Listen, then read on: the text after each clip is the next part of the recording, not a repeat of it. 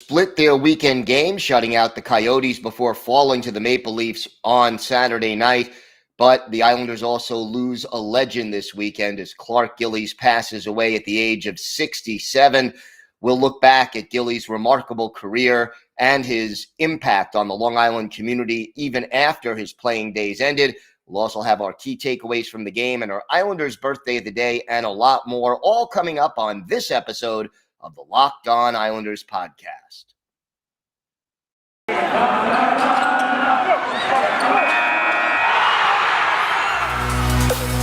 Your Locked On Islanders, your daily podcast on the New York Islanders. Part of the Locked On Podcast Network, your team every day.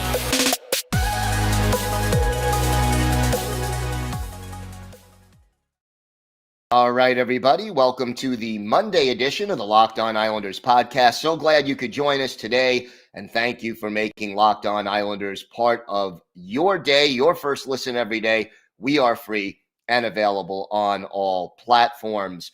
Mixed bag for the Islanders on the ice and some tragedy off of it. Friday, the Islanders down the Arizona Coyotes 4-0 to pick up 2 important points. But Saturday, they fall to the Toronto Maple Leafs 3-1. We'll have our key takeaways from the weekend's action. But shortly after the game Friday night, it was announced that Islanders legend and Hall of Famer Clark Gillies passing away at the age of 67.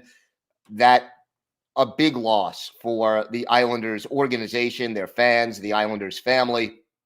And we'll talk a lot about Clark Gillies on this episode, his impact on the Islanders as a player, his impact on the community, even after he had retired, and a whole lot more. So we will be talking about that on today's show. If you have something Islanders related on your mind, if you have a question, a comment, a topic that you'd like us to talk about on the show, feel free to email us. The email address, lockedonislanders@gmail.com. And if you leave your first name and where you're from, we are happy to mention you on the show when we talk about whatever it is that's on your mind. You could also follow the show on Twitter @LockedOnIsles, and you could follow me, Gil Martin, on Twitter @Ice Wars, NYRVSNYI. We'll keep you up to date on all the latest Islanders news, notes, and happenings, and I am live tweeting during nearly every Islanders home and road game. So make sure you join us for that. Always great to interact with fans and give some instant insight and analysis during Islanders games. Let's start with what happened on the ice over the weekend. Islanders with a 4-0 shutout win on Friday against the Arizona Coyotes, followed by the 3-1 loss against the Maple Leafs on Saturday. And, going into the weekend, I had said that I was hoping the Islanders would get 3 or more points. We knew what we were facing here, Arizona being in rebuilding mode, not, one of the worst teams by record in the league right now, a team that's really thinking about the future rather than trying to win a lot of games this year. And the Islanders, while they did play down to the competition at times, did more than enough to win. Ilya Sorokin only facing 17 shots, but he was equal to the task, getting the shutout. 2 goals from Brock Nelson and some strong defensive play as well in this game. And that, I think, was very encouraging. Mayfield coming up big with a goal and an assist.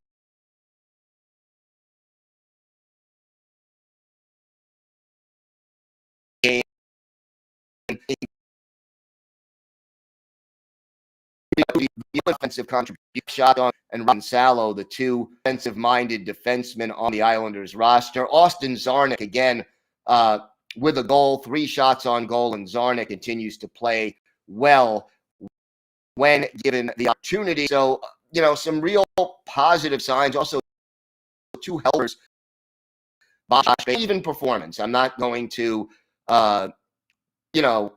kid ourselves and say, oh, yeah, the Islanders look like world beaters in this game. They didn't, but they certainly did more than enough in order to defeat the Arizona Coyotes at home.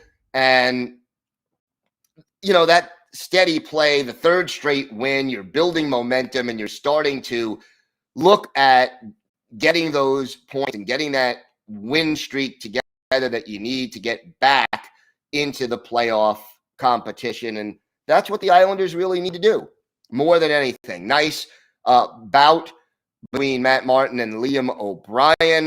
Kind of a draw in that one late.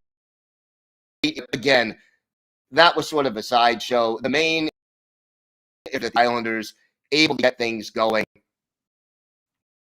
Oliver Wahlstrom benched at the end of the game after having a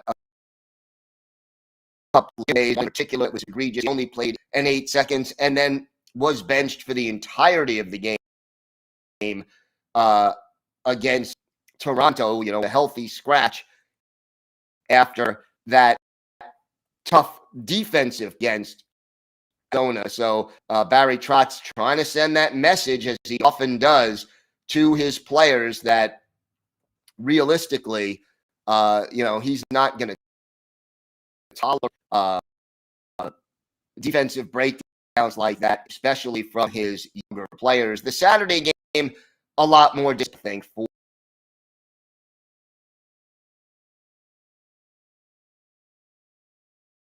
the and you have opponent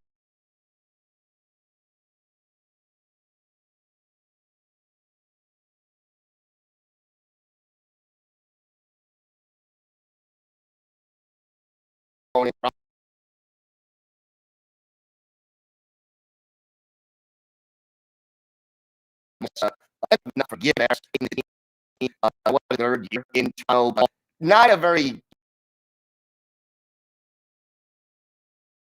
good performance. Just so many things. Powell doesn't click in the own zone, not good enough on the attack. Perhaps the best takeaway in this one was the play of Zach Parise, only his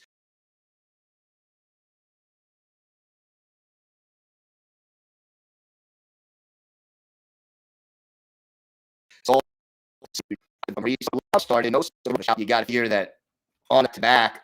They're going to go with the other on the second day of those back-to-backs. And they did. Again, you look at what this team was able to do, and too many passengers, really, in this game. Brock Nelson only one shot on goal. One shot on goal for Anders Lee. Too many guys not in the puck on the net. And Scott Mayfield playing well. He got an assist and continues to do well. And Noah Dobson, at least, even though he didn't end up on the scoreboard, 6 shots on goal. But for the Islanders. And look, I was so at least 1 point in the game. And there's no shame in losing to a very strong team like the Maple Leafs. That is going to happen. But what you don't want to have happen is that you come out flat against a good team like the Maple Leafs. Look, here you are. You're the New York Islanders. You're on a 3-game winning.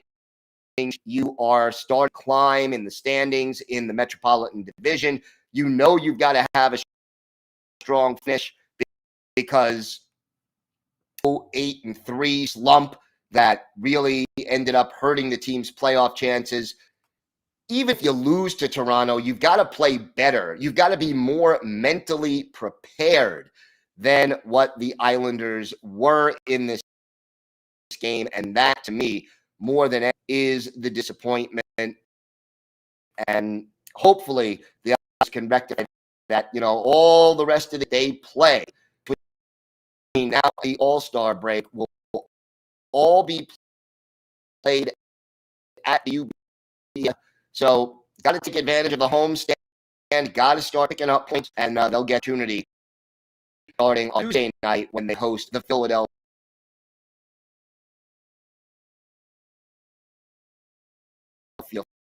We'll have the game on tomorrow. And we'll a lot more. Coming back, we'll talk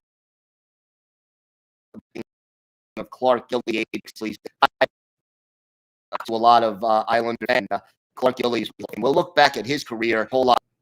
Today's episode is brought by Built Bar. It's the new year, and that means New Year's resolutions. And if yours is about getting fit or eating healthier, make sure you include Built Bar in your plan. Built Bar is the protein bar that tastes like a candy bar, maybe even better than a candy bar. And Built Bar makes it easier to stick to your resolution because it tastes so good, you'll want to eat it. Unlike other protein bars, they could be chalky or waxy or taste like a chemical spill. But Built Bars are covered in 100% real chocolate. And most Built Bars contain 130 calories, just 4 grams of sugar, 4 net carbs, but they pack 17 grams of protein. And compare that to a candy bar, which usually has around 240 calories, 30 grams of sugar, and dozens of net carbs. And there's so many great flavors to choose from: coconut almond, peanut butter brownie, raspberry, cookies and cream. My personal favorite, the salted caramel, mint brownie, and many more. In fact, Built is always coming out with new limited time flavors. So check out Built.com to see what's new. Go to Built.com now and use the promo code LOCKED15. You'll get 15% off your order. That's promo code LOCKED15 for 15% off at Built.com. So Clark Gillies passing at the age of 67, apparently cancer, the reason for his passing. And, you know, I don't know how many members of the Gillies was sick, but it really came as a shock that he had passed away at the age of 67. The native of Machawan, and he famously used to say he was behind, but Gillies really a legend in Islanders history, one of the greatest Islanders of all time. They drafted him 4th overall pick back in 1974, the first round, and he had a strong rookie season, 25 goals in his first year, and went on to put together 6 30-goal seasons for the Islanders, was on all 4 Stanley Cup winning teams, served as captain of the Islanders in 77, 78, and the very beginning of 78-9 when Ed Westfall stepped down from that position, but never really comfortable as the captain. In his NHL career, 958 games, 319 goals, 690 points, and 1,025 penalty minutes. 304 of those goals coming as a New York Islander. He was a 2-time first-team All-Star and was inducted in the Hockey Hall of Fame back in 2000. Gillies was sort of the prototypical power forward. 6'3", 215 pounds. Back in the 70s and 80s was very, very big. And, you know, the amazing thing, Gillies had a reputation as being one of the best fighters in the league, and yet he never really liked to drop the gloves. And yet, you know, he took on some of the real heavyweights in the National Hockey League. He put down Dave Schultz in a game against the Flyers in the mid-70s. That sort of spelled the end of Schultz's dominance as one of the better fighters in the National Hockey. 1980 playoffs against the Bostons. He had a number of memorable fights against Terry O'Reilly, the tough guy of the Boston Bruins, that changed the tone of the series, which the Islanders eventually won, and they went on to win their Stanley Cup. And of course, you know, many Islander fans old enough to remember the bout he had against Ed Hospodar of the Rangers, which really was one punch, and Hospodar was just knocked down. And Hospodar was quite a tough guy. You can read more about what he had to say about that in my book, Ice Wars. But really, Gillies was a reluctant fighter, didn't like to drop the gloves, but was willing to defend his teammates when he needed to. And part of that Trio Grande Line with Bryan, Trottier, and Mike Bossy, and the toughness and physicality, more than his ability to punch, but his ability to keep opposing players away from a smaller guy like Trottier and a guy like Bossy, who wasn't going to drop the gloves often, if at all, gave both of those guys more room to maneuver. Gillies was the prototypical power forward before that term had even been invented. He went to the net. He got rebounds. he had a good shot for a big guy, and he wasn't afraid. If there was a statistic for hits back in the 70s and 80s, Clark Gillies would have had more than his share of them. The other thing about Gillies, he was a clutch prefer. And, trivia question, who had the first game-winning goal playoffs? The answer is Clark Gillies. The very first playoff game the Islanders ever played was Gillies' rookie season, 1974-75. It was at Madison Square Garden. Islanders fell behind 2-0 after 2 periods, tied it up with 2 goals early in the third, and then late in the third, who was it? It was the rookie, Clark Gillies, putting the puck in the net and getting that game-winning goal. Islanders beat the Rangers 3-2. They go on to win that series in 3 games. And Gillies really came up big in the playoffs. Played in 159 games with the Islanders the postseason, 47 goals, 93 points, was plus 21, and 12 game-winning goals, including 4 in 1976-77, 3 in 1981-82. Both of those years, he led the NHL in game-winning goals in the playoffs. So Gillies was also extremely clutch. And, it's also important to remember Clark Gillies off the ice. I was fortunate enough to speak to him at a number of Islanders events, and Gillies always generous with his time, good sense of humor, good storyteller, and was really a part of the Islanders organization. You would see him at games very often and interacting with fans and gracious, really gracious with his time. But, one thing that maybe a lot of people don't know, the pediatric wing at Huntington Hospital here on Long Island, named the Clark Gillies Pediatric Wing. He and his foundation donating a lot of money to make that wing possible and renovate it and get it up to speed. Clark Gillies always involved with charity, always involved in the community. And I'll tell you, it was a shock for a lot of people because nobody really knew he was even sick. And, the thing about it is Gillies was so big and strong. When I was a kid, he seemed indestructible. And to have him be shock, not most of us anyway, we just hard fathom Clark being gone at the age of 67. If you want to share your memories of Clark Gillies, send them in to us. I'll speak a little bit more about this as well, and I'll read some if people send them in. But Clark Gillies leaving us too soon at the age of 67.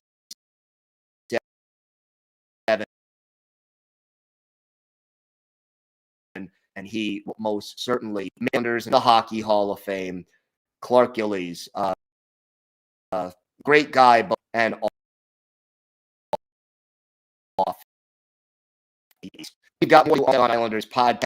We've got our Islanders birthday of the day and our thoughts about where this team is at as we head into another critical week. More to come on this episode of the Locked On Islanders podcast. Today's episode is brought to you by BetOnline. BetOnline would like to wish you a happy new betting year as we continue our march to the playoffs and beyond. BetOnline remains the number one spot for all the best sports wagering action for 2022. It's a new year, and they've got a new updated desktop and mobile website. So sign up today and receive your 50% welcome bonus on your first deposit. Just use our promo code LOCKEDON to get started. That's locked on, one word. And yes, because you listen to the Locked On Islanders podcast, they will give you that 50% welcome bonus on your first deposit. That's free money to use at betonline.ag. From football, basketball, hockey, boxing, and UFC, right to your favorite Vegas casino games. Don't wait to take advantage of all the amazing offers available for 2022. BetOnline is the fastest and easiest way to wager on all your favorite sports. So check out BetOnline, where the game starts. Time now for our Islanders birthday of the day. And we want to wish a very happy 36th birthday former Islanders defenseman Jack Hillen, the Minnesota native, undrafted out of Colorado College, where he spent 4 years, joined the Islanders shortly after graduation in 2007, 2008, played in 2 late season games, stayed with the Isles through the 2011 season, then went on where Nashville, Washington, and Carolina before his after the 2014-2015 season. Hillen played in 304 NHL games, 13 goals, 71 points, and 157 penalty minutes. He was in 9 playoff games in his career. Were Islanders, and Hillen, he was one of those guys.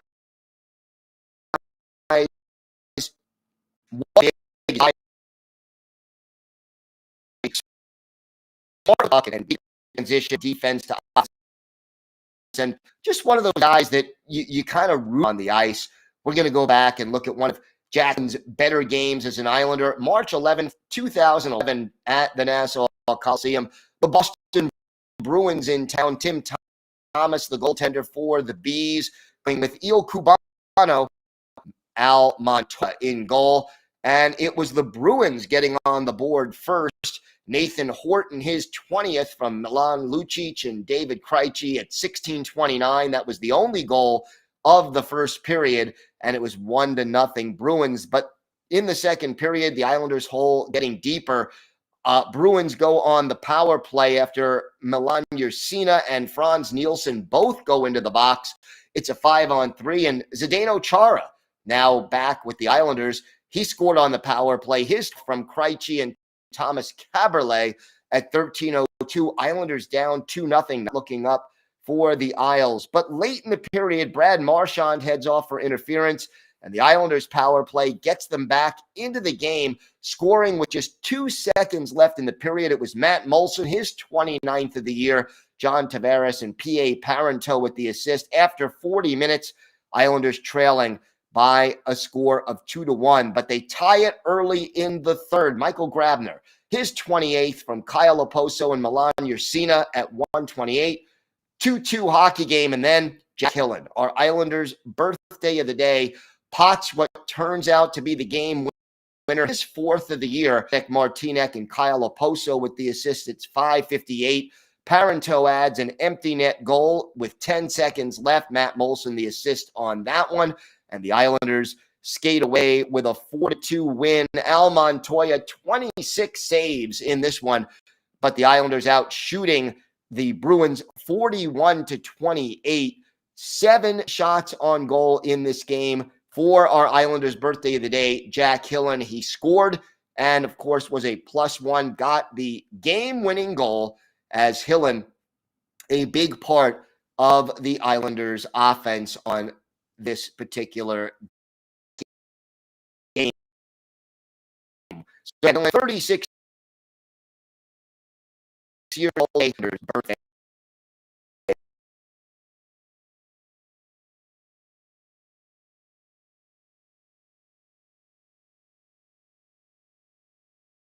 of day. On the 8 in a row, sort of a run, go 7-2-2 in 11 games. That is still possible. And you look ahead at the schedule for the New York Islanders, and it is possible that this team playing, the next bunch of games at home, playing a lot of those games, some